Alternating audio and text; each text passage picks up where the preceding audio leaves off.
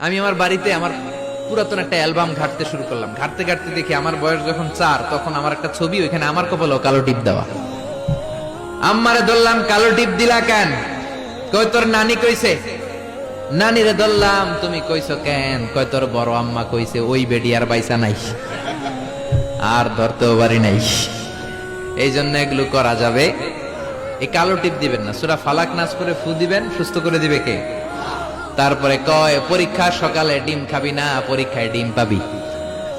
আপনাদের এলাকায় বলে বলে আহা, এটি ভুয়া কথা।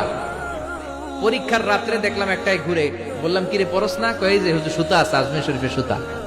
আমার A+ ঠেকাবে কে? এরকম আছে না নাই? সুতা তোমার কিচ্ছু করতে পারে না, করতে পারে একজন, তিনি কে? এরপরে ইঁদুরের কাছে যে দাঁত চায়, দাঁত নিয়ে কই ইন্দুর মামা, ইন্দুর মামা।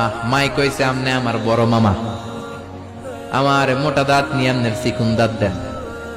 এ এলাকায় বলে, এখানেও বলে। ইঁদুরের কাছে আর দাঁত চাইবেন? কোনদিন চাইবেন? এরপর ট্রাকের পিছনে জুতা ঝুলায় আছে না নাই? তাও পুরান জুতা। দেখবেন রাত্রেবেলা ট্রাকের পিছনে সব পুরান জুতা। একটা ধরলাম, কিরে পুরান জুতা কেন? হুজুর চোখ লাগে, বদনজর, মুখ লাগে। তো কি লাভ? কই যেটা মুখ লাগাইছে ওটার গালে যায় আমার সিরা জুতা পড়ছে। কপাল পোড়া। তুমি ট্রাককে হেফাজতের জন্য জুতার উপর তাওয়াক্কুল করেছো, আল্লাহর উপর তাওয়াক্কুল করো নাই। তুমি মুশরিক। জোরে কোন ঠিক কিনা? এরপরে মাজার দেখলে ড্রাইভার ভাইরা গাড়ি স্লো করে। করে কি করে না? মাজারের দিকে এরকম করে, আছে না নাই? কিরে স্লো করলি কেন? কয় বাবার মাজার, বাবায় অনেক গরম, গাড়ি আমার উল্টায় দিবে। জোরে চালাইলে, গাড়ি উল্টায় দিলে দুর্ঘটনা হয়, মানুষ মারা যায়। যে লোক কবরে শুইয়া মানুষ মারে, ওইটা আল্লাহর ওলি নাকি ডাকায়? ওটা তো অনেক বড় সন্ত্রাসী, ঠিক কিনা? এরপরে কয় জট তলা খাইস না, জমজ পলাইব। আছে না নাই? জমজ হলে তো ভালো, 2বারের কষ্ট একবারে সারলো। 2বার বউয়ের কষ্ট কমে গেল। 10 মাস 10 মাস 2 বছর কত কষ্ট, 2বার পেট কাটো। আর জামাইয়ের টাকা খরচ, সিজারের টাকা, আছে না নাই? একবারে যদি হয়ে যায়, কষ্ট কমে গেল না? কপাল পোড়া। জট কলা দেখে দেখে খাইবেন, বাইসা বাইসা খাইবেন, কিচ্ছু হবে না। সুবহানাল্লাহ। এরপরে বলে, তোর যদি হাত চুলকায় তাইলে তোর টাকা আসবে। বলে না? আসলে কি আসে? টাকা আসে? আসে না। ধনী বানায় কে? গরিব বানায় কে? আবার মাথায় যদি 2 গিট থাকে, 2টা গিট থাকে, কয় তোর 2 বিয়া। আছে না নাই? মুসলমান এগুলোতে বিশ্বাস করতে পারে? এখানে বাবা যারা এসেছেন, আপনারা সবাই আপনাদের ছেলেদেরকে এই উপদেশগুলো দিতে হবে। এখন থেকেই তাদেরকে কোরআন শিখাতে হবে। এজন্য ইসলাম বলে, জন্ম নেয়ার পরে বাচ্চার কানে তুমি আজান দাও।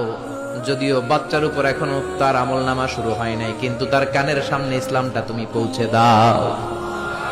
এখনো তার নামাজ ফরজ না, রোজা ফরজ না, বড় হয় নাই, আমলনামা শুরু হয় নাই, কিন্তু জন্মের পরেই আজান। কারণ ইসলামটাকে কানের সামনে তুলে ধরো। 7 বছর বয়স হয়েছে, একটা সুন্দর নাম রাখো।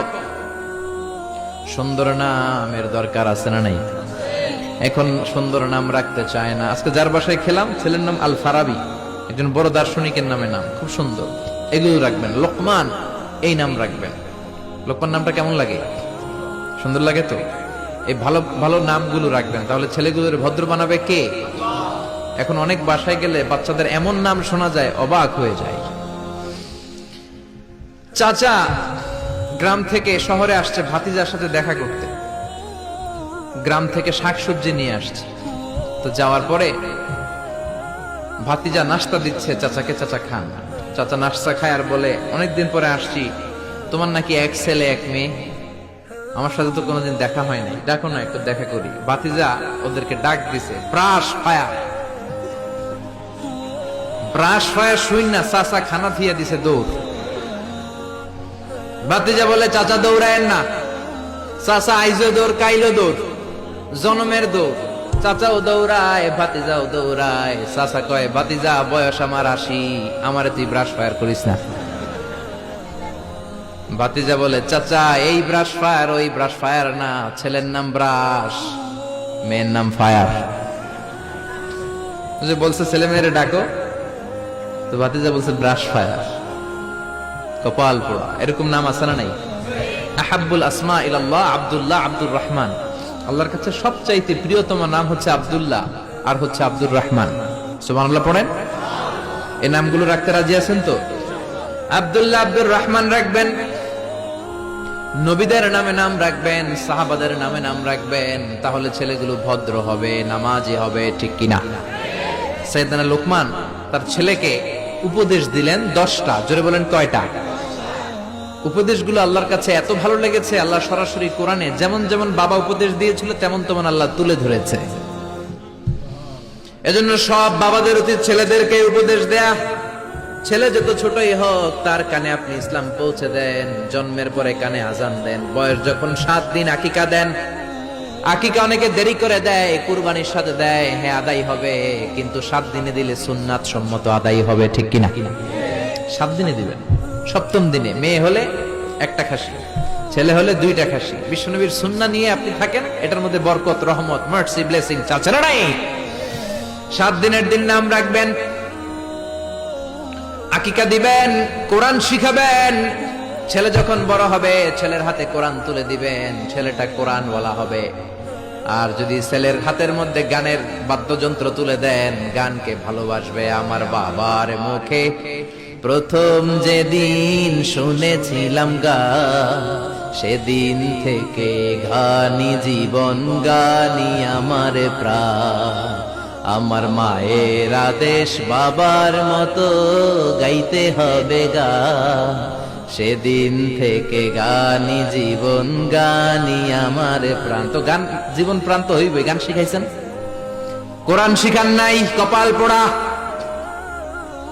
গান না শিখায়া ছেলেটারে যদি কোরআন শিখাতেন, ছেলেটা বলতো বাবার মুখে প্রথম যেদিন শুনেছি কোরআন, সেদিন থেকে কোরআনি জীবন, কোরআনি আমার প্রাণ, ঠিক কিনা?